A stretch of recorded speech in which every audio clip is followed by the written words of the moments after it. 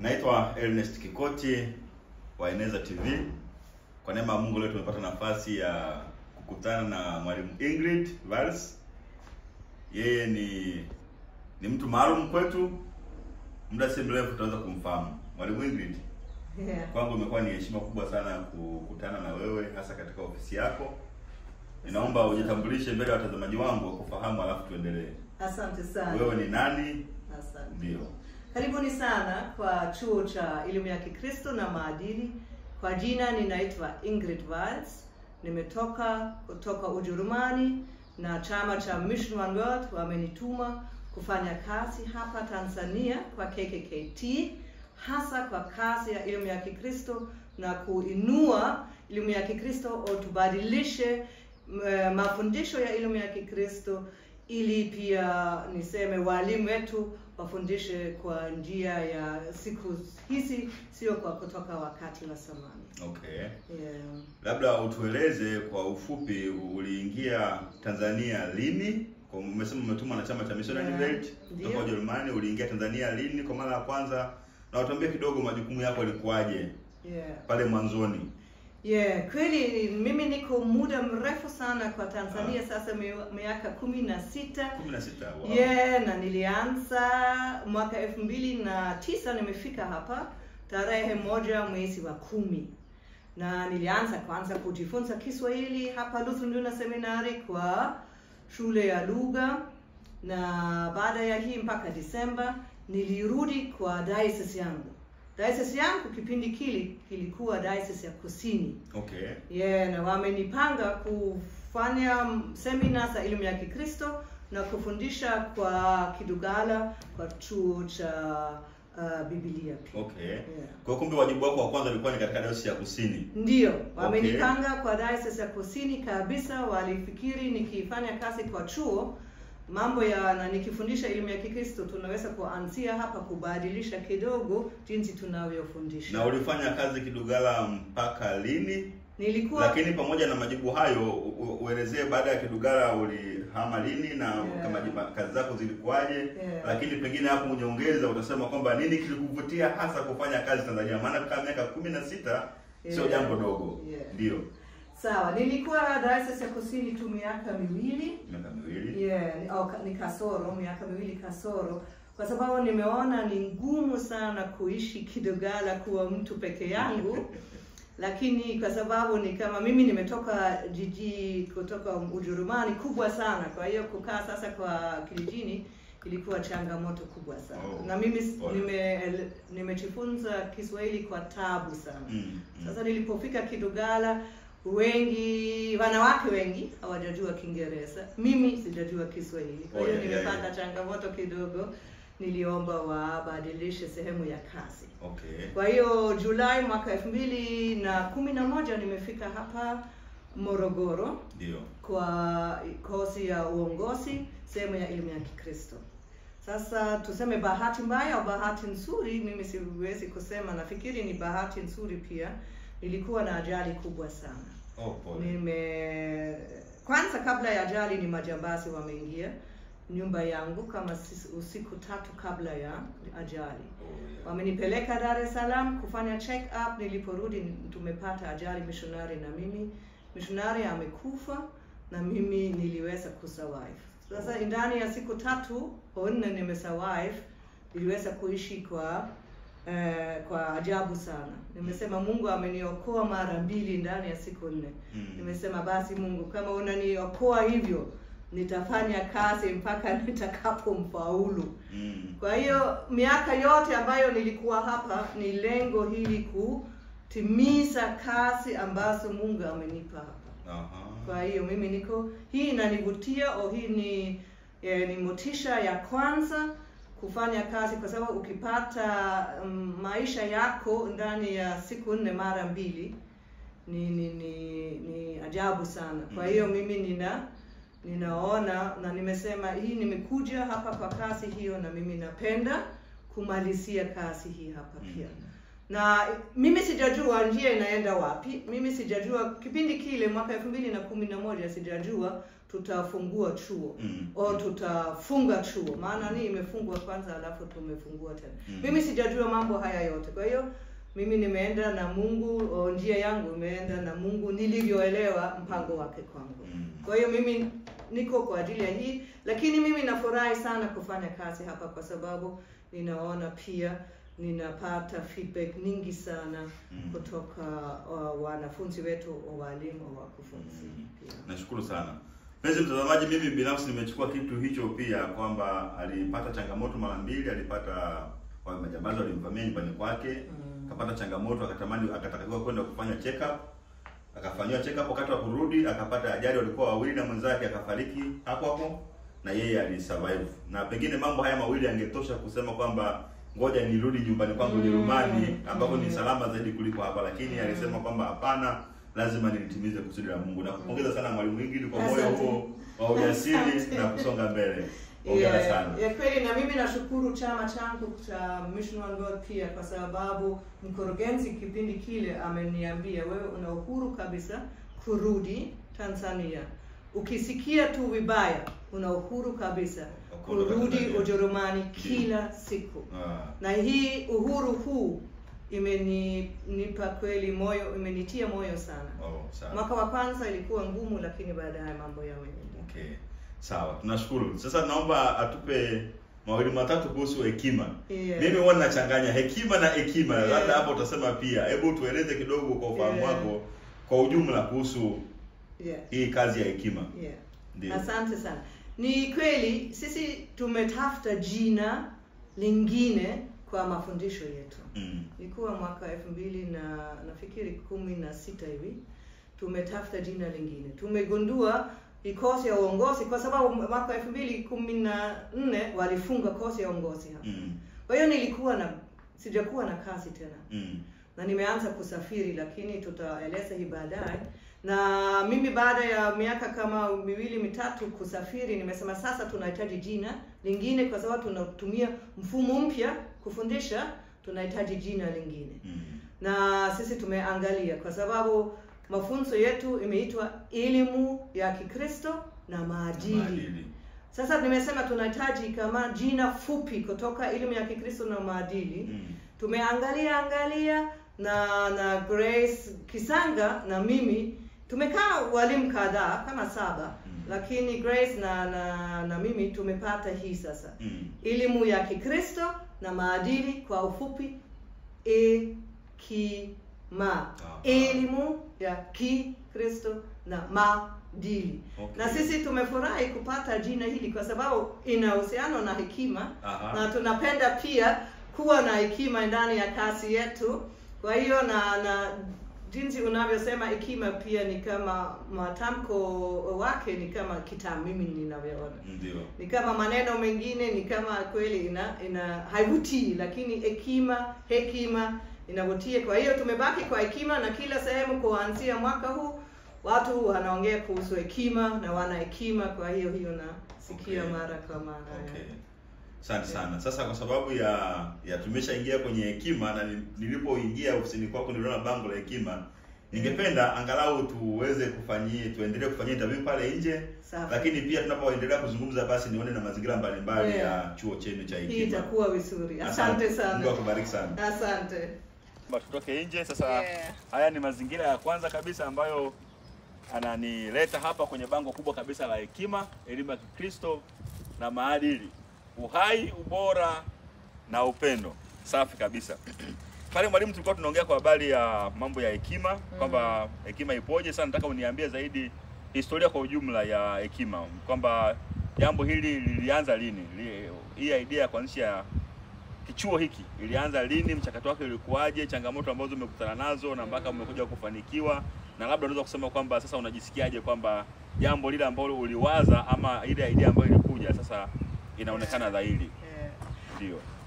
Lakini nahitaji kurudi sana kidogo, kwa sababu kama nilivyosema ni mwaka 2011 nimepata ajali. Nilikuwa hapa kwa kozi ya uongozi, tulifundisha elimu ya Kikristo.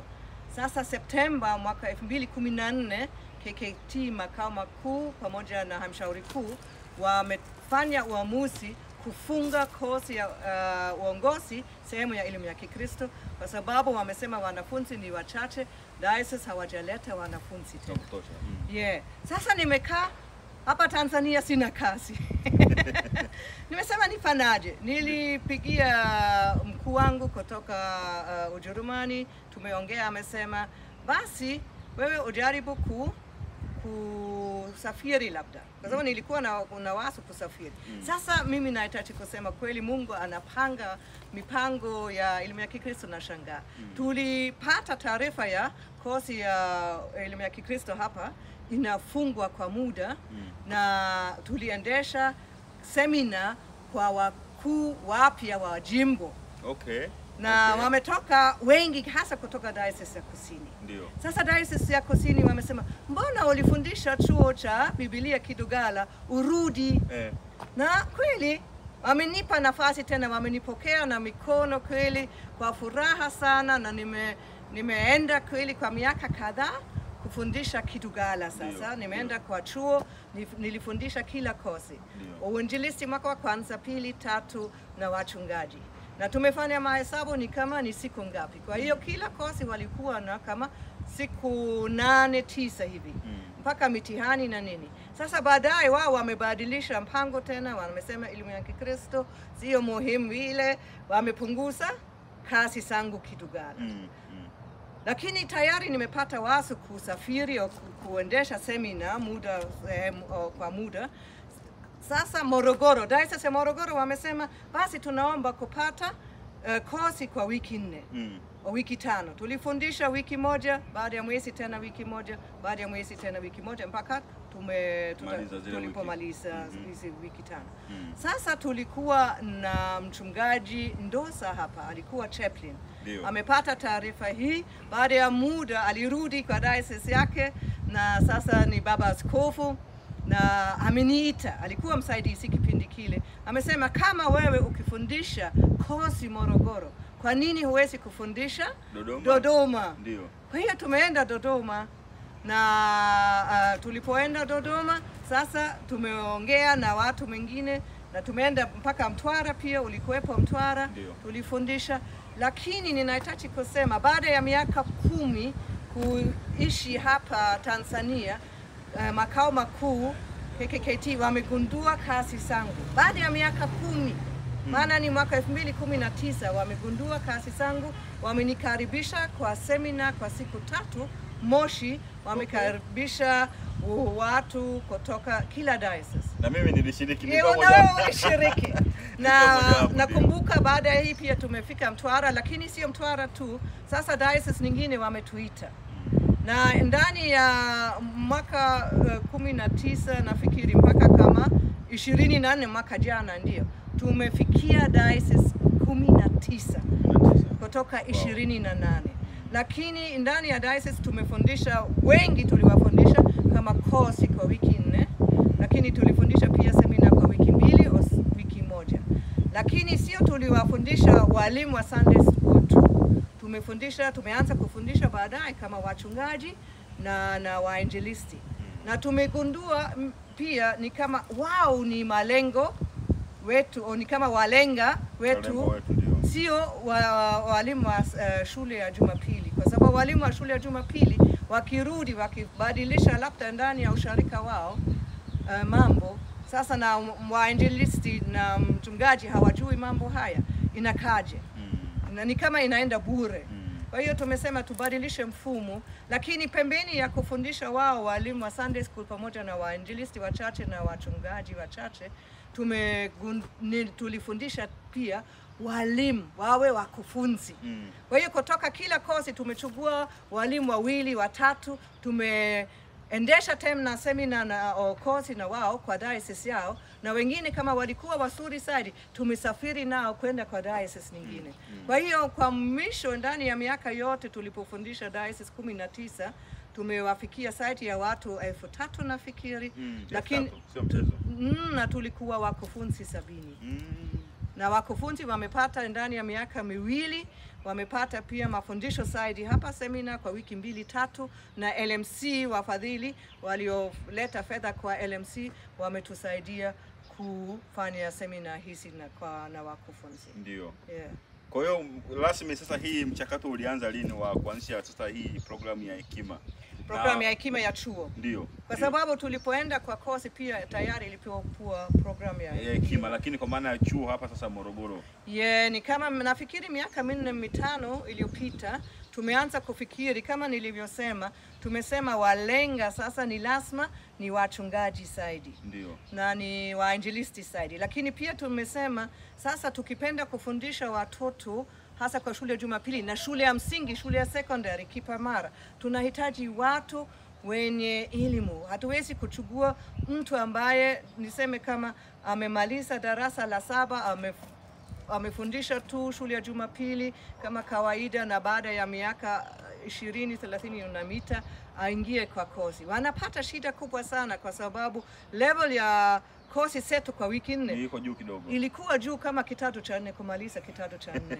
Kwa hiyo tumeona ni changamoto, na sisi tumesema tukiwafundisha watoto tunahitaji watu wenye elimu. Tukiingia shule ya msingi, shule ya secondary, sisi kanisa wa KKKT tunaenda na walimu wenye standard 7. Ni changamoto kubwa sana. Ni kwa sababu serikali pia wanaleta watu wenye kidato cha 4 wanajifunza mambo ya elimu. Sasa sisi tunaleta mtu wa standard 7. Ana uwezo lakini wengi wameshindwa kweli. Kwa hiyo tumesema tunapenda kubadilisha. Kwa hiyo kama miaka 4-5 iliyopita tumeanza kuongea tufanaje. Na mwaka 2023 tulikuwa na washa na waratibu wote wa elimu ya Kikristo na waratibu wote wa vijana kufika Morogoro na kuwa kama kufikiri tunaendeleaje na elimu ya Kikristo. Na ombi moja lao lilikuwa kurudisha chuo la elimu ya Kikristo. Na imefika mpaka halmashauri kuu na wao wamekubali. Kwa hiyo ni sio wazo langu. Tusiseme ni wazo la Ingrid. Ni wazo la KKKT. Wao walipenda kuwa na chuo tena. Na wameona kama mimi nipo na ninaweza kuwasaidia kwa sehemu hii. Lakini imechukua muda kwa sababu pia ni nafurahi sana kama mchungaji kutoka idara ya misioni na uinjilisti. Huyu pia ambaye ni kiongozi kwa makao makuu amesema anapenda kuhakikisha kwa KKKT nzima kwa maaskofu na wapi na wapi, na nimefurahi alipopata kibali kutoka watu wengi. Amesema sasa tuendelea na hatua hiyo. Kwa hiyo nizingatie mambo machache. Kituo hiki kipo chini ya KKKT makao makuu. Ndio. Na mnapenda kupokea wanafunzi ambao wana uwezo angalau form 4. Ndio. Kidato cha 4. Na umri pia tunaangalia umri pia kidogo. Kwamba umri usiwe juu sana au usiwe chini sana, au umri kwa namna gani? Ndio. Okay. Kama ni chini sana ni changamoto kwa sababu tunapenda sisi tunawalenga sasa kwa chuo hiki wainjilisti na wachungaji. Okay. Yeah, wenye kama wameshasoma au at least wawe na kidato cha 4. Okay. Lakini wanaleta watu wengine pia na umri mpaka 45 labda 50. Okay. Ili kama wakirudi wanaweza kubadilisha na wanaweza kufanya kitu. Okay. Yeah. Okay. Na utaratibu wenu ni upi? Mnapokea wanafunzi wangapi kutoka kila diocese au vyovyote inavyowezekana? Yeah. No. Hapa tuna sheria fulani. Tunasema wao ni kila diocese wanaleta mtu mmoja kwa kozi moja. Inamaanisha nini? Kwa mwaka watakuwa 2. Okay. Na wamefikiri kuleta mwanamke na mwanaume na alafu mwanamke. Alafu ada ni kubwa kidogo kwa sababu sisi ni kituo kidogo tuseme hivyo, na tunahitaji kulipia walimu. Na hapa ada kwa ujumla ni 2,250,000. 2,500,000. Yeah, lakini sasa wamefaulu pia KKKT makao makuu. Wamefaulu kuongea na LMC na LMC wanalipa 1,500,000 kwa kila mwanafunzi. Wow. Kila kozi kwa kila diocese. Ndio. Na fedha zinafika hapa na sisi tunatumia fedha jinsi tunavyohitaji. Kwa hiyo ni kama kwa mwaka tunaweza kusema wanaleta wanafunzi wanachuo 2, imelipa 3,000,000 kutoka LMC. Hii 1,000,000 wa diocese mwenyewe wanahitaji kulipa. Wakileta mtu wa pili sasa wanahitaji kulipa yote mwenyewe milioni 2.5. Kwa hiyo kwa mwaka mnafanya kozi mara mbili, labda Januari mpaka June, Julai mpaka December. Okay. Kwa hiyo Dayosisi ikipenda kuleta zaidi ya mwanafunzi mmoja ndani ya kozi ile ya kutoka Januari mpaka Juni, lazima walipe wenyewe milioni 2.5. Okay. Sawa, nimeelewa. Hii imekaa vizuri sana. Okay. Sawa. Sasa tunaomba penzi mtazamaji wa Eneza TV, tunaendelea kubadilisha mazingira. Mwalimu Ingrid amefanya kazi kubwa kweli. Ana mazingira mengi ya kufanyia yanayovutia. Kwa hiyo tutaendelea kuhama kila wakati ili na wewe uendelee kupata faida ya mazingira ambayo yametengenezwa na Mwalimu Ingrid pamoja na wadau wake. Sasa Mwalimu Ingrid, nirudi kwako. Umetueleza mambo mengi, mambo kadhaa. Labda utuambie hapa kwamba unadhani hii elimu ya Kikristo kwa maana ya hekima, kituo chenu au chuo chenu, kimeshaleta faida gani kwa kanisa la Kiinjili la Kilutheri Tanzania, ama kitaleta faida gani kwa kanisa la Kiinjili la Kilutheri Tanzania, namna unavyoona picha nzima ya kazi hii ambayo inafanyika mahali hapa? Asante. Kweli ni swali ambalo sisi tunahitaji kujiuliza mara kwa mara, kama kazi zetu zinaleta faida gani. Tukirudi kwa kozi za wiki 4, tumeona wakirudi kutoka mazoezi, pia walikuwa mazoezi tu, walifundishwa wiki 2, wamefanya mazoezi, wamerudi wiki 2. Tumegundua wao wanasema, kufundisha inaleta furaha, kufundisha inaleta watoto tena zaidi, na sadaka zinaongezeka. Kwa hiyo mimi sijafikiria kuhusu sadaka, lakini nimefurahi kwa upande mwingine. Lakini kweli ni kama walimu sasa wakipitia kozi zetu, na sasa hapa kozi ya chuo, wakienda kwanza wanajiamini zaidi. Na tumeona pia Baba Askofu Sanga alituambia kutoka Diocese ya Kusini Kati, alisema mbona watu wakipitia kozi yako wanajiamini zaidi, wanahubiria vizuri zaidi. Kwa sababu ya gani? Sisi tunaangalia mfumo wa andelio. Wanahitaji kufuata hatua kwa hatua. Kwa hiyo wanahitaji kuwa na structure. Na wakihubiri wanahitaji kuwa na structure. Hawezi kuanza ovyo, unahitaji utangulizi, unahitaji kufanya hitimisho pia, unahitaji kufikiri katikati unalenga nini. Huwezi kuhubiri kuhusu mada nyingi, huwezi kufundisha kuhusu mada nyingi. Tuna mada ndogo ambayo wanahitaji kutumia. Kwa hiyo ni kama hii kupitia tena na tena mada, kupitia tena andelio, kupitia tena na tena lengo lenye miguu mitatu, inawasaidia kufocus zaidi kwa mafundisho yao, na wakifocus zaidi kwa mafundisho yao wanaonekana ni wataalamu zaidi. Sasa wakiingia kwa kufundisha, wakifundisha mara kwa mara jinsi tulivyowafundisha, wanasoea. Wakisoea wanaweza kuangalia sasa yaliyomo zaidi. Wakiangalia yaliyomo zaidi, inamaanisha kweli wanaweza kupeleka yaliyomo kwa wanafunzi, wanaweza kuleta habari njema na habari nyingine mpya kwa wanafunzi. Lakini kama walimu wengi kwa shule ya Jumapili wamefundisha Zakayo au Bartimayo mara 10 kwa mwaka kwa mwaka, haisaidie. Sasa sisi tunalenga pia mtoto anaweza kukua ndani ya imani yake. Sasa hawezi kukua ndani ya imani yake kama wewe hujui lengo lako. Wao hawezi kukua ndani ya imani yako kama wewe hujui kufundisha. Kwa hiyo tumesema hii yote tunaona ni faida. Na kila mara tukiongea na wanafunzi au wanachuo wa hekima, tunaona kweli wanabadilika. Wanafuraha, wanasema hatuchoki tena, kwa sababu tunabadilisha mbinu mara kwa mara. Baada ya maswali tunaingia simulizi, baada ya simulizi tunauliza maswali, baada ya kuuliza maswali tunaingia mstari wa moyo. Unaona, unabadilisha sasa mara kwa mara, unabadilisha mbinu. Lakini sio kubadilisha mbinu tu, pia unaweza kubadilisha kujenga kijamii. Kama unawafundisha wote, waongee na jirani, waongee ndani ya kikundi, wanatumia hii competence based side. Kwa hiyo hapa pia tunabadilisha kufundisha kwa competence based side. Kwa hiyo unaona hii yote inamsaidia mwalimu kwanza. Kama mwalimu ana hakika kwa mambo ambayo anajifunza, watoto wanapokea pia. Watoto wanahitaji mwalimu ambaye ana hakika kwa mafundisho yake. Na sasa pia nafikiri, kwa hiyo tunaona watoto wanafurahia mafundisho, wanaonyesha upendo kwa mwalimu. Mwalimu akiona anapendwa, ana motisha kuendelea kufundisha.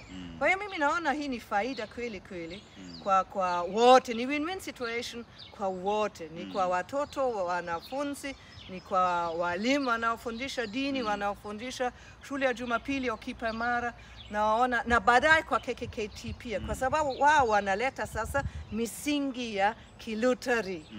Na sisi hapa kwa chuo tunaangalia mambo ya Kiluteri pia, tunapenda wao wanachuo watafakari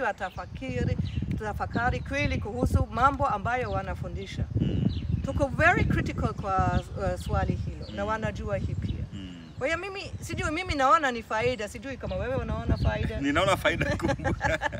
Na hasa eneo la mafundisho yenye uhai. Naona kwamba kweli hiyo hapo ni muhimu sana, kwa sababu kama mtu anakuja kanisani ni kama mtindo wa kuhubiri ni ule ule, mtindo wa kufundisha ni ule ule kila siku, ni kama haivutii mtu kuja tena kanisani. Lakini kama zinatumika mbinu nzuri na zinazovutia wanafunzi, nafikiri kwamba hii inakuwa ni nzuri sana. Na leo asubuhi, mpenzi mtazamaji, kwa faida yako, kwamba mimi leo nimeshiriki sala ya asubuhi. Nimeona mwanafunzi wa Mwalimu Ingrid akiongoza sala ya asubuhi. Kwa kweli nimependa sana. Na tutarusha pia mahubiri yake kwenye channel yetu ya Eneza TV, na utaweza kuona na utaona kwamba kweli kuna uhai wa mafundisho yale. Alitoa mifano mizuri, kwa hiyo mimi napenda hiyo. Napenda ni kama inaleta hamu zaidi watu kuja kusikiliza neno la Mungu. Kama ulivyosema, labda kitabu cha nini somo la Bartimayo watu wameshasikia, kuhusu zakati wameshasikia mara nyingi, lakini unapokuja kufundisha kwa mbinu mpya na kwa njia nyingine, ni kama hii inaleta hamu zaidi. Kwa hiyo na mimi nagundua kwamba kuna faida. Na kila somo lina mada nyingi sana ndani yake. Yeah, Bartimayo anaweza kuongea kuhusu ujasiri, alikuwa na ujasiri, au alikuwa na matumaini. Na sisi tunahitaji kutumia hii tuseme nini, maadili mazuri au kama sehemu nzuri kufundisha watoto. Tukifundisha kuhusu kuwa mtu kipofu, isaidie watoto ndani ya imani. Lakini ukiwafundisha kuhusu kuwa na matumaini kama Bartimayo, o kuwa na labda ujasiri kama Zakayo, amekaribishwa na Yesu, ni jambo tofauti, unajenga imani. Kwa hiyo sisi kama tulivyoona kwa bando pia, tunapenda kufundisha kwa uhai, tunapenda mafundisho yao ya uhai, watoto wafurahia, walimu wafurahia, wakai pamoja, wanaonyesha uhai, wanaweza kufanya mjadala kuhusu swali fulani. Na pia tunapenda kufundisha kwa upendo. Tumesema tunapenda watoto wanaona tunawapenda. Hatuwezi kusema Baba Mungu wetu anatupenda na uonyeshe upendo. Haiwezekani. Na ubora of course ni muhimu kwetu. Nashukuru sana mwalimu. Asante. Sawa. Sasa tuhame eneo hilo, tuhamie eneo jingine. Sawa. Sawa. Sasa Mwalimu Ingrid, umeongea kuhusu faida za kazi yenu hapa chuoni ya elimu ya Kikristo, na kweli tumeona faida kubwa sana. Lakini kwenye kila wakati mahali penye mafanikio hapakosi changamoto. Pengine kuna changamoto ambazo unaona kwamba kweli hapa hizi changamoto zinakusumbua, zinakuumiza akili. Labda kama kuna changamoto pamoja na mafanikio ambayo yapo, lakini bila shaka kuna changamoto. Unapenda kushirikisha changamoto hizo? Naweza. Asante. Ndio. Tuanze kwa wanachuo mwenyewe. Ndio. Sasa nafikiri pia kwa wanachuo pamoja tuseme na ushirika wao, kwa sababu mpaka sasa elimu ya Kikristo kwa wengi wanapenda elimu ya Kikristo na wanasema ni muhimu kwa kanisa, lakini hawaweki priority. Na hii ni changamoto kubwa sana. Tunaweza kujenga majengo makubwa sana ya kanisa, lakini kesho nani atakaa ndani kama hatufundishi watoto? Sasa kwa mfano wanachuo wangu wameenda kwa mazoezi wiki 7. Hawana vifaa, hawana karatasi, hawana masking tape, na hawana flip chart, na wametoa fedha kununua, wametoa kutoka wao mwenyewe. Hii ni changamoto moja, ni kama hawapati msaada bado kutoka ushirika wao au kutoka tuseme jimbo au diocese, kwa sababu hakuna priority. Wanafikiri bado tukienda shule tunawahubiria tu. Lakini kufundisha unahitaji vifaa. Bila vifaa huwezi kufanya kitu. Kama na wao wanapata kwa mfano somo la sanaa ili wanaweza kuchora picture yao mwenyewe. Sasa wakirudi wanahitaji angalau flip chart, wanahitaji angalau marker pen, karatasi, labda masking tape, vitu kama hivi. Inawasaidia. Wengine wameshasema sisi tukipata printer pia itatusaidia. Kwa hiyo unaona ni kama wao wanagundua sasa kweli ukipenda kufanya kazi ya kitaalamu unahitaji vifaa fulani. Kwa hiyo hii mimi nasema hii ni kwa wanachuo na wanafunzi wanaopenda kufanya kazi hii ni changamoto. Naamini kwamba sharika mitaa na dayosisi wamesikia jambo hili na watalifanyia kazi, naamini hivyo. Asante. Changamoto nyingine mwanzoni ni kama mfumo wetu ni tofauti kidogo. Tunaanza na maswali, nani amewahi, ilikuwaje, na kama ulipata faida gani. Kwa mfano, nani amewahi kusafiri, ilikuwaje uliposafiri, umepata kama faida gani uliposafiri. Sasa watoto wanafunzi hawajazoea hii kwanza. Kama baadaye badala ya W question unaweka maswali ya kuwatafakarisha zaidi. Kwa hiyo hawajazoea, lakini baada ya somo kipindi cha 3-4 wanafunzi wanazoea, wako na wao wanaingia. Na kwa sababu sisi tunapenda ndani ya mafundisho wanafunzi wanaingia mara kwa mara, wako active mara kwa mara, inawasaidia. Lakini mwanzoni wanaangalia na wanashangaa. Hii ni changamoto kidogo kwa mafundisho. Mimi nafikiri tukifika sasa kwa sehemu ya diocese, kama mimi ninasema, mimi nina wish kweli elimu ya Kikristo iwe kweli priority zaidi kuliko tulivyoona sasa. Kwa sababu maneno ni mengi sana, na hii naona Tanzania tunaweza kuongea vizuri sana, lakini utendaji ni tofauti. Kwa hiyo ni kama mimi nafikiri kama tukielewa umuhimu wa elimu ya Kikristo kwa maisha ya kanisa, tutaweza kubadilisha vitu vingi sana. Kwa sababu tunaona siku za leo vijana hawana orientation tena. Mtandao inaleta mawazo mengi tofauti ya utamaduni wa Afrika au utamaduni wa Wajerumani pia. Hawana orientation, waende wapi? Hawana mtu kuongea. Wana maswali mengi sana. Na wapi wanaweza kuuliza maswali? Sasa ni dini kwa shule ya msingi na shule ya secondary, kipaimara, ni sehemu moja wapo wanaweza kuuliza maswali yao. Na kama wakiwa na mwalimu ambaye amekomaa, anajua kazi zake, anaweza kumjibu sahihi na vizuri bila kumpotea huyu kwa imani yake. Sisi mara nyingine pia tunawapotea. Tunasema kitu tu bila hakika tumesoma wapi, tumesikia sehemu tunapeleka. Mimi nimeona pia kwa walimu wa Sunday school mara kwa mara wanaenda kwa makanisa mengine, na hii ni changamoto zetu pia. Wanaenda kwa kanisa mengine, wanaleta vitu kutoka madhehebu mengine, wanaleta kwa kanisa letu, wanafikiri hii ni Kiluteri, mbona sio Kiluteri? Sasa wanachanganya watoto, wanafundisha jinsi walivyofikiri wao. Hii sio kitaalamu tena, hii sio Kiluteri tena. Kwa hiyo hii ni changamoto pia. Unahitaji kujua Kiluteri nini, unahitaji kujua ukifanya hivi inamaanisha nini. Kwa hiyo hii pia ni muhimu. Kwa hiyo umeona inaanza kwa watoto mwenyewe wanafunzi, inaenda kwa wanachuo, inaenda kwa viongozi wa diocese. Kuzingatia hii kazi zaidi, tutaweza kufanya hatua kubwa sana. Nashukuru. Naamini kwamba wanaohusika wamesikia. Tupunguze maneno, tuongeze vitendo. Nashukuru sana mwalimu kwa hizi changamoto. Ndio. Nataka nikupeleke kwenye eneo jingine kwa maana ya jambo la kunisaidia. Ninajua kwamba kazi hii yote ambayo imefanyika, na ninajua kwamba mimi uzuri kwamba nimeishi junior seminari, na jengo hili nililifahamu kabla wewe hujafanya hivi. Na najua kwamba nimeingia darasani, nimeona na nitawaonyesha watazamaji wangu, nimeona kwamba kuna mabenchi mazuri, kumepakwa rangi nzuri, ofisi zimeboreshwa, majengo yamepakwa rangi. Najua kwamba kuna kazi kubwa imefanyika hapa. Pengine kununua vifaa kama unavyosema hapa, vifaa vipo. Nataka nijue una neno gani la kuambia wadau? Umeshataja tayari missionary wetu, umeshataja tayari KKT. Na pengine kuna watu wengine ambao hawajatajwa na pengine hawatatajwa, lakini una neno gani la kusema kwa hawa ambao wamewezesha hii kazi kukamilika? Mimi kweli ninawashukuru sana kwanza KKKT, kwa sababu hapa umeona wamesema hii kweli elimu ya Kikristo tunahitaji kupigia hatua sasa. Kwa hiyo wameleta hii chuo kwa miaka 5, alafu wanapenda kuangalia inakaje, alafu wanaendelea kufikiria. Mimi nafikiri ni mpango mzuri sana.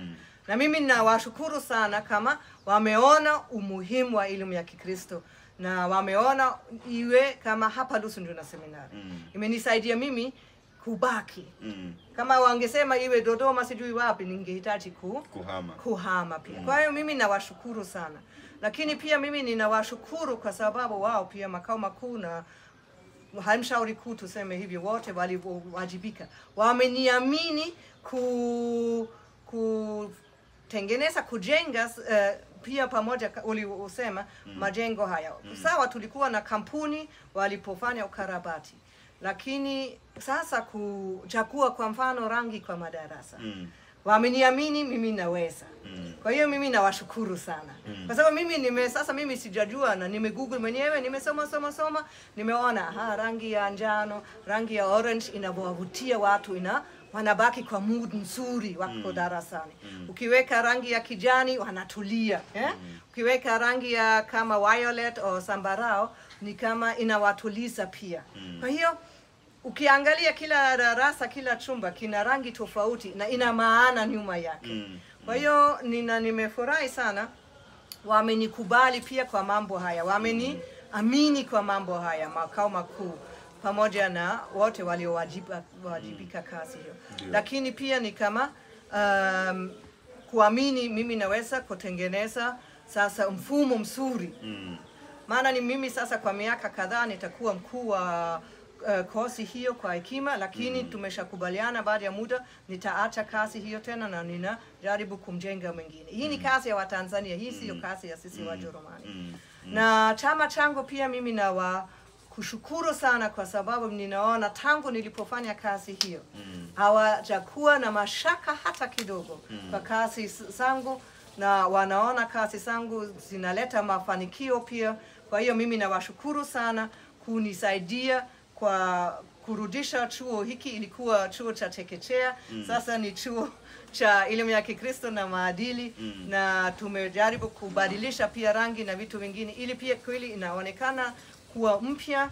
Na mimi nashukuru pia wote makao makuu, KKKT halmashauri kuu pamoja na chama changu cha Mission on Wheels kuchukua jengo ambalo lipo na kufanya ukarabati badala kutengeneza tena jengo jingine jipya. Kwa hiyo mimi nawashukuru wote sana kwa msaada mkubwa kweli. Asante. Na sisi ni chini ya KKKT na sisi hatusahau hii pia. Safi sana. Na tunaiona hapo kama mko chini ya KKKT. Tunakubali kabisa. Sawa, labda sasa wakati huu Mwalimu Ingrid, uniambie kidogo ratiba zenu za kila siku. Najua kwamba mkiamka mna jambo la kwanza, la pili, la tatu na kuendelea. Hata kama kuna mabadiliko kidogo yanafanyika kama ilivyofanyika leo kidogo, lakini bila shaka mnayo ratiba fulani ambayo kila siku mnaifuata. Labda utushirikishe ili tuweze kufahamu. Ratiba yetu kwa wanafunzi wa wanachuo ni saa moja ni sala ya asubuhi, na Jumatatu na Jumatano wanahitaji kuhubiri pamoja na Jumapili kwa ibada pia. Sio kila wakati lakini kama hivyo. Alafu saa 1:30 tunaanza na mafundisho. Yanaenda mpaka saa 3:30. Saa 3:30 ni chai. Alafu saa 4 wanaendelea mpaka saa 7. Ni vipindi tofauti. Saa 7 mpaka saa 8:30 kwa sababu hapa ni joto, watu wanachoka, wanapumzika, wanapata chakula cha mchana kwa lugha. Kwa hiyo tunashirikiana na lugha na baadaye wanafundishwa tena saa 8:30 mpaka saa 10:30. Mimi kawaida niko ofisi yangu saa 12:30. Niko hapa najiandaa kidogo, naangalia leo na nini. Naenda kwa sala ya asubuhi, napiga gitaa kuimba na wanafunzi. Saa ngapi hiyo? Umesema saa 12:30 upo ofisini kwako? Halafu kama saa 1 kasorobo naenda hapa juu kanisani. Tunaimba, tunakuwa na sala ya asubuhi. Narudi tena na mimi naingia mara nyingi mimi nafundisha mapema asubuhi kwa sababu ni usikivu na umakini bado ni juu. Ndio. Mimi nafundisha mbinu na saikolojia. Mbinu na saikolojia. Hii ni masomo yangu, lakini pia Kudra walimu wa Andelio anaingia pia asubuhi. Na mchungaji anafundisha Andelio na communication skills. Na mchungaji Imani mara nyingi anakaa kidogo katikati au mchana kwa sababu yeye anafundisha msingi wa Biblia, anafundisha maadili, utandawazi, na ni vipindi viwili kama hivi kwa wiki pamoja na msingi wa imani. Na sisi tunajaribu ndani ya msingi wa imani na ya kanisa kweli kuwarudisha kwa KKKT kama wameenda sehemu nyingine, lakini pia kuwajenga kwa imani yao pia. Na tunaona wanabadilika kwa sababu wewe kama wewe ni mwalimu, mchungaji, unahitaji kuwa tofauti, level tofauti na waamini. Na hii ni muhimu. Tuna mchungaji pia Matandika anasaidia sisi kidogo, anakuja kwa kipindi kimoja kufundisha pia mambo maalum sasa kwa Biblia. Kwa hiyo pembeni ya mafundisho, ufundishaji na andilio, bado tuna kidogo vitu ya Biblia pia. Na kipindi cha sanaa ili wanaanza kuchora. Wengine wanaweza kutoka wawe wachoraji kabisa. Kumbe. Nani mwalimu wa sanaa na mimi nije nijifunze hapa? Karibu sana. Asante sana. Sijui umejibu swali lako? Ndio, umejibu vizuri. Labda sasa kwa swali la mwisho katika eneo hili. Maana baada ya swali hili nitapenda tuhame pia tu eneo jingine, maana naona maeneo mengi bado yananivutia.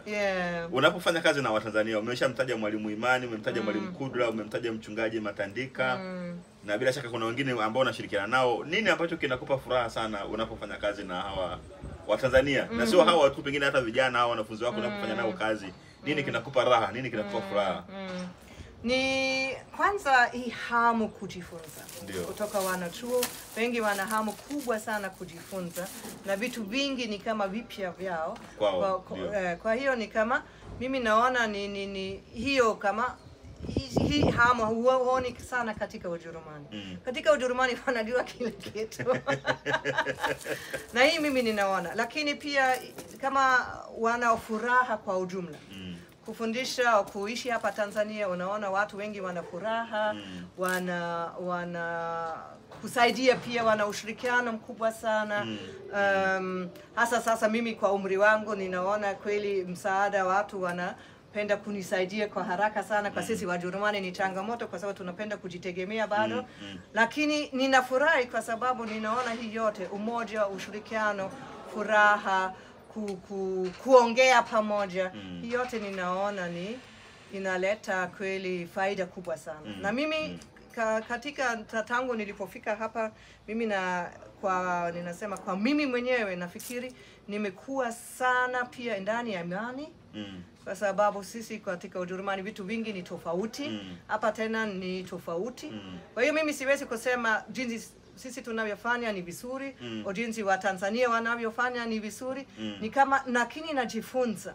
Najifunza sana, nilijifunza sana ndani ya imani, lakini ndani ya upendo pia. Mimi nafikiri baada ya ajali yangu, ni kama ninasema ilikuwa safari ya kujifunza upendo pia. Jinsi unavyokaa na watu, jinsi unavyoshirikiana na watu, jinsi unavyoonyesha upendo kwa watu. Kwa hiyo mimi naona hii ni faida kubwa kwangu. Mimi ninasema kila mwaka nikiweza kubaki Tanzania ni zawadi kubwa kutoka Mungu kwangu. Hii ni habari njema sana. Ingawa mimi nafurahi pia kuishi Ujerumani, siwezi kusema na sitaki kuishi Ujerumani, nafurahi pia kuishi Ujerumani. Nafikiri naweza kukaa kwa kila mazingira kwa sababu mimi mwenyewe nimesaliwa Papua New Guinea, sijasaliwa Ujerumani. Kwa hiyo nimeshakaa na watu kutoka taifa tofauti tofauti. Kwa hiyo mimi sina shida na hiyo, lakini hii hapa inanifurahisha zaidi kama ninavyoona furaha, imani ya watu pamoja na ushirikiano. Watanzania tuendelee kushikilia hapo hapo. Mama nafurahia kuishi Tanzania. Sasa tunahama eneo. Mwalimu Ingrid? Tumehama eneo, tupo kwenye bustani. Green Theologia. Kwa kweli na kupongeza sana, umepaboresha mahali hapa, umekuwa pazuri. Labda baadaye hata tukimaliza interview tunaweza tukachukua picha kidogo kama utaruhusu. Kwa kweli kuna maua mazuri, nafikiri maua ni uponyaji mzuri sana. Sawa, tumehama eneo, ninataka tuendelee kuzungumza kidogo. Kwenye mazungumzo yetu ni kama kuna neno ulisema, ukasema ni kama tunajenga majengo makubwa mazuri, lakini nani ataabudu kama tusipowaandaa hawa watoto? Lile neno ni kama limetugusa sisi kama Eneza TV. Tukasema tunaomba utuambie. Mimi bahati nzuri nimeshafika Ujerumani. Na nikienda kwenye makanisa ya Ujerumani sioni vijana wa kutosha. Watu ambao naona ni labda ni wazee na wale watoto ambao wanakaribia kupokea kipaimara au karibuni kupokea kipaimara. Unaweza kusema kwamba unafikiri ni kwa nini vijana hawapendi kwenda kanisani kule Ujerumani? Na unaona hatari hii inaweza kutokea pia Tanzania, kitu kama hicho ambacho kipo Ujerumani, na pengine kwa kutusaidia tufanye nini ili isitokee kwamba ikafika mahali vijana wakaacha kwenda kanisani kumwabudu Mungu? Asante. Kweli ni tunagundua katika Ujerumani watu wanaguswa sehemu chache tu. Kama ni ubatizo wa mtoto, alafu kipemara, wanakuja kwa ndoa, wanakuja wakipenda kufunga ndoa. Alafu tena baadaye labda wakipata ugonjwa fulani wanatafuta Mungu labda tena. na mwishoni kwa kufa. Lakini pia watu wengine tayari wanafanya hii huduma ya kuwasika, sio kanisa tu. Na kweli corona imesababisha sana watu kutoka kanisani pia. Wamezoea kubaki nyumbani, hawajaruhusa kwenda kanisani tena. Na sasa wanaendelea na tabia hiyo ya kubaki nyumbani. Lakini nafikiri ni sio msingi. Msingi ni watu wanapenda kutaka wanavyofikiri. Wanafanya kazi sana katikati ya wiki, weekendi wanachoka, sasa hawapendi kwenda mapema kanisani. Na pia inawezekana kwa vijana, sisi tuna ibada kwa vijana. Unajua utamaduni ni tofauti. Sisi katika Ujerumani ni mono. Kila kitu ni mono. Inamaanisha ibada kwa watoto, ibada kwa vijana, ibada kwa watu wazima, ibada kwa wazee, unaona? Ibada kwa watoto wachanga, yeah? Hapa Tanzania kila kitu ni pamoja, ni poli. Kwa hiyo ibada ni kwa wote, sio kwa unawatenga huku na huku na huku. Lakini sisi tunawafundisha watoto wetu kujitegemea. Inamaanisha tunasema baadaye akiwa na akili kidogo achague imani yake. Lakini wazazi wenyewe sio mifano tena. Kwa hiyo watoto wanajifunza wapi? Na ninaenda mpaka sasa kanisa kwa madhehebu mawili ya RSC na wa Lutheri wanaunganisha sasa kuwa kipindi kimoja. Kwa hiyo ni kweli ni changamoto. Mimi nafikiri mambo mengi wanajifunza, wanajua, wanajitegemea, wanaweza kufanya, hawahitaji Mungu. Hii kwa ufupi, very simple. Kusema hivyo. Mimi ninaona hii katika. Lakini bado wana maswali ya maisha. Lakini hawapati majibu pia kanisani.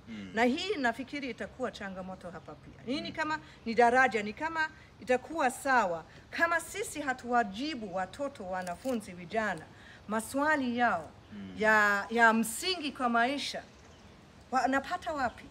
Wanapata kwa mtandao. Mtandao inawapa majibu sahihi kweli. Kwa hiyo mimi nafikiri na kila mtu ukiangalia mambo ya saikolojia, mtoto anajengwa kipindi cha utoto.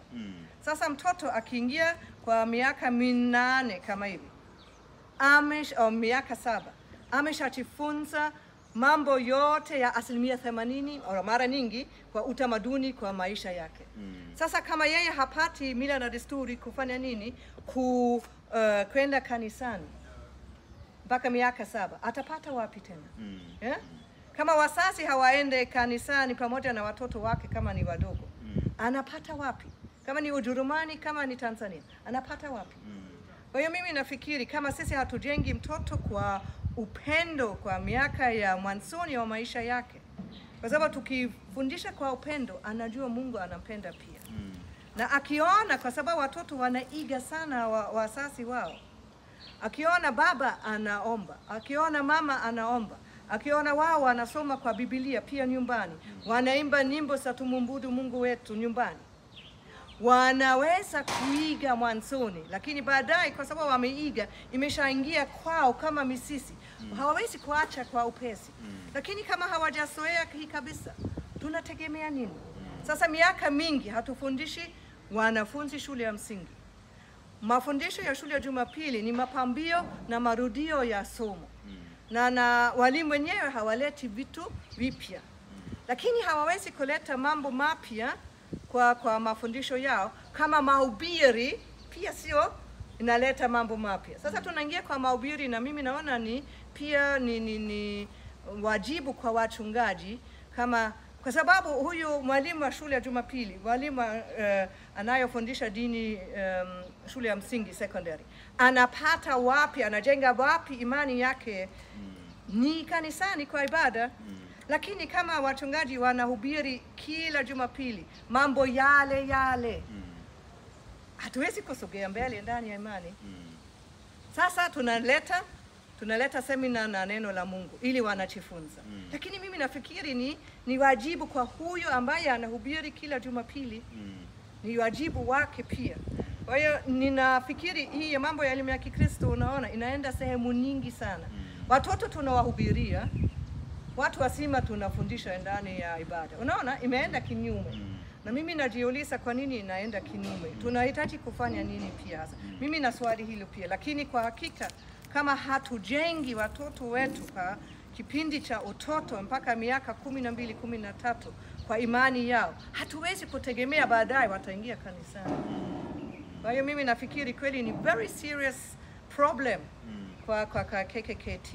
Na mimi nafikiri swali kubwa ni kweli wanafunzi vijana wanapata majibu ya maswali yao wapi? Na hatuwezi kuambia wewe unahitaji kufanya 1, 2, 3, 4. Siku hizi na hisi haendi tena. Inaenda kwa wachache, lakini wengine wanaona hii mfumo labda wa kanisa katika Ujerumani. Mimi siwezi kuvaa tena. Hii sio nguo zangu. Mimi na nguo nyingine, mimi na mawazo mengine. Kwa hiyo tunahitaji kuwa ninasema ni kama mindset yetu inahitaji kuleta maendeleo zaidi, growth mindset, sio hii fixed mindset. Ilikuwa hivyo miaka ya nyuma, tuendelee hivyo. Hatuwezi kufaulu. Tunahitaji kwenda na kuangalia wapi tunaweza kuwapa msingi. Mimi ninavyoona.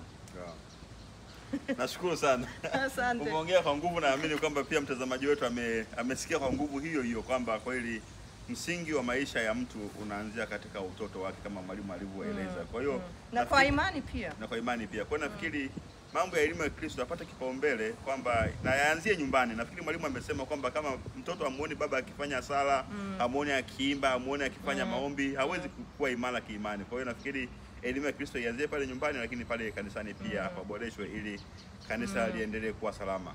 Mwalimu Ingrid, tunapoelekea mwisho, labda kuna jambo ambalo sijakuuliza lakini unapenda kulisema, ama kuna vitu unapenda watazamaji wetu wasikie kwa ujumla? Sasa unaweza ukajumlisha mambo yote ambayo tumezungumza, na kama kuna jambo tulikuwa tumeliacha basi unaweza, ni muda wa kulisema sasa. Ndio. Mimi kwanza ninafikiri ni tuendelee kweli kufundisha watoto wetu, wanafunzi wetu, vijana wetu. Hii ni muhimu kabisa. Na sio kuwafundisha tu.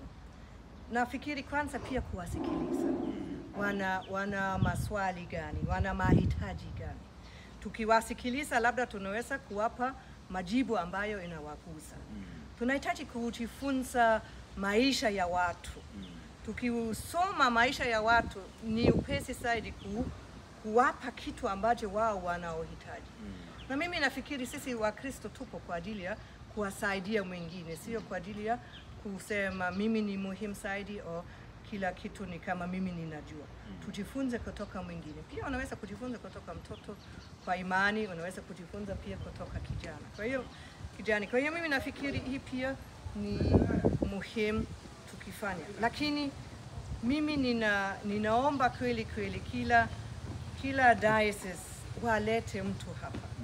Ili sisi tunaweza kuandaa watu wanaofanya kazi hii. Ni kazi pembeni ya kuhubiri, pembeni ya kazi ya mwinjilisti. Tunahitaji pia kazi ya kufundisha. Ni nguzo kabisa. Tunaona hii pia kutoka somo la Mathayo 28, tunaona kwa mstari wa 19 na 20. Twende kufundisha. Hajasema kuhubiri, amesema kufundisha. Kwa hiyo tufundishe kwa ubora, tufundishe kwa sahihi ambayo tutumie lugha inayofika kwa watu ambayo tunawafundisha. Nafikiri tukiweza kufaulu hapa nitafurahi sana. Na mimi kweli ninafurahi kwa diocese. Sisi tuna diocese 11 kwa kozi hii.